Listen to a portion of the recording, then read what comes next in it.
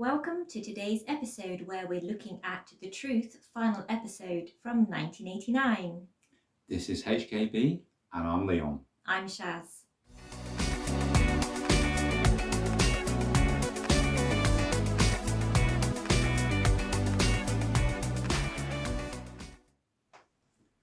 So the final episode, the running time is 1 hour 48 minutes, so a little bit shorter than the first one.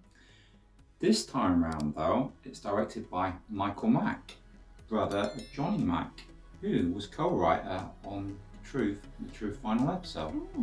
Okay. This one stars Andy Lau as Raymond again, and also Deanie Ip as Lau. And this time we have one of our Shaw favourites, Lieh. He plays a character called Cat. He's great. And we do also have the return of Paul Chun, the prosecutor, who is out for a little bit of revenge after he had egg on his face in the last film. And the judge in this film and also in the previous film is Hoi-Tin, and I really don't like him. He's very mean. Nasty piece of work. But yes, okay, so this one we're centering around that, there's a crime again that happens and another murder, and it's the cop that was a partner to Wong Fat in the last film. There wasn't really so much focus on him, but the actor is called Ging, and you can see him in a lot of films around this time. You'll recognise him, sort of spiky, long Wolverine sort of sideburns and mustache, and he's really unpleasant in this one, isn't he? He is, yeah. He's Don't like him either. Antagonising Deanie Ip. 好啊，蘭姐啊，走先啦。蘭姐，你走先啦，我翻嚟先啊。走？你走咩啊？我而家連你都拉埋，告你賣淫。係啊，我吹，我冇啊。吹咩啊？你有？我冇咧。To no end. Same with Andy Lau. He's really got it in for them. He misses his old partner, and unfortunately, his quest for vengeance leads him to an early finish. And what you've got to work out is Andy Lau responsible for the death? He's obviously not a barrister anymore, but he chooses to defend himself with a little bit of help. So yeah, what did you think of this one? Part 2? I liked it. I didn't feel it quite matched the same level for me as the previous one, but I did still really enjoy it. Yeah? Yeah. And you? Yeah, I really enjoyed it too. I thought it lacked a little bit from the first one. I felt like Andy Lau was a little bit more all over the shop in this one. Yeah. He was even more emotionally volatile, whereas I felt like it was more justified in the first film. So the melodrama again is amped up, but saving the day a little bit is Lieh, who, although he's made out to be a bit of a piece of shit, he doesn't really come across like that, does he? He comes across like he's really enamoured with Deanie Ip and, genuine in his feelings, maybe. 我都知，我以前好對你唔住。聽到都骨痹啊！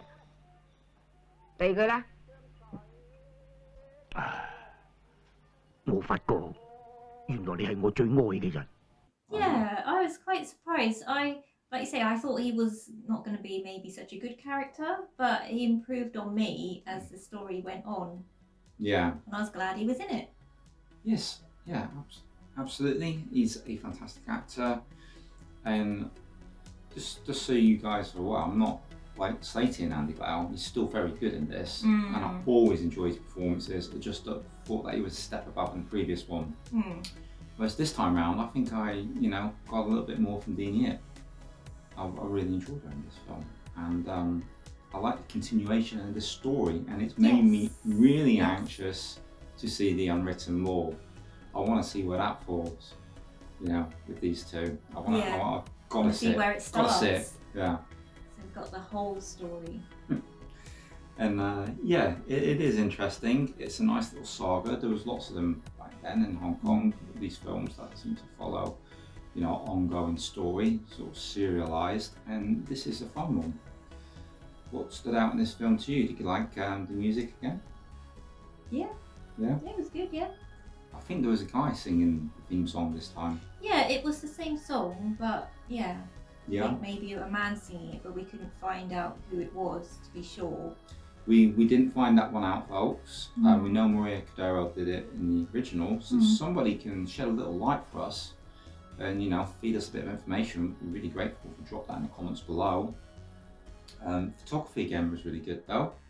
I really enjoyed the photography in this. There was some good camera shots, some good camera work, you know, it gives the production that little bit more of an air quality again. You know, Yeah. some of the shots in the rain and stuff, very well done. Yes. That doesn't always turn out well, but I liked it in this film.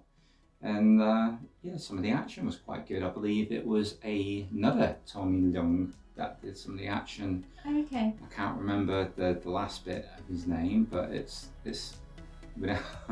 without being mean to him, it's the third Tony Leung that we ever speak of. Because obviously we have Carl Payne, Chu Wai, mention more, but yeah, the action that was in this was okay, wasn't it? Yeah, and again it was quite brutal. Some quite brutal scenes, a bit harsh, but still a bit heartwarming at the same time.